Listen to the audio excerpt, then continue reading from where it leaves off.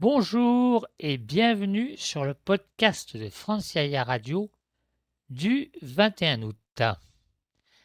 Au menu de notre actu de ce jour, les bénéfices bancaires sont en hausse de 57% au premier semestre de l'année par rapport à la même période de 2020, nous apprend Portafolio, le quotidien des affaires, les échos colombiens.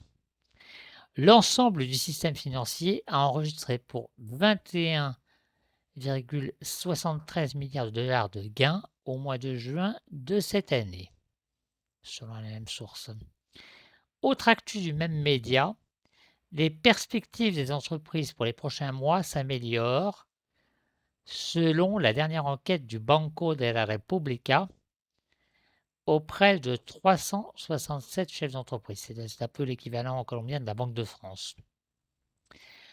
Toujours dans la batterie des enquêtes et indicateurs qui vont dans le même sens, c'est-à-dire orientés tous au vert depuis plusieurs jours. Le ministère du Commerce se félicite de la hausse des exportations agricoles de 18,1% au premier semestre par rapport à la même période de 2020. Alors, Portafolio s'intéresse également à une enquête sur le transport aérien, en l'occurrence les projets de déplacement par voie aérienne sur l'ensemble du continent cette année, une enquête qui a été réalisée par un spécialiste américain du secteur, Collision Group, un prestataire de services dans le domaine aérien. Alors, s'agissant plus spécifiquement de la Colombie, qui est le cas qui nous intéresse, les personnes interrogées prévoient en moyenne d'effectuer 2,4 déplacements à caractère touristique à l'intérieur du pays et 1,6 à l'extérieur. Pour les voyages d'affaires, les chiffres sont respectivement ceux de 1,9 et 0,8. Par ailleurs, 91% des Colombiens entendent prendre davantage l'avion en 2021 et en 2022. Après une année 2020 marquée notamment par la fermeture des frontières et des mesures de confinement à l'échelle du pays assez strictes.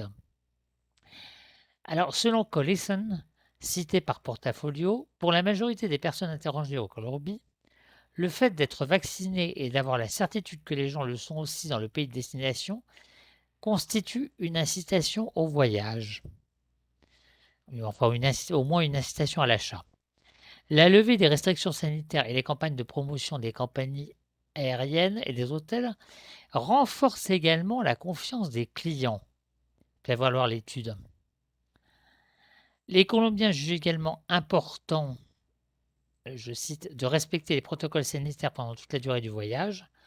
C'est pourquoi 66% d'entre eux disent préférer se rendre à l'aéroport et en revenir en utilisant leur propre véhicule et 64% déclarent que ce qui les encourage le plus à renouer avec le déplacement est le fait d'être vacciné. Alors, le quotidien des affaires attire également l'attention des lecteurs sur un nouveau décret qui permet à la DIAN, entité regroupant ici en Colombie à la fois le fisc et les douanes, qui permet qui habite la DIAN à, qui permet à la DIAN d'offrir des mesures,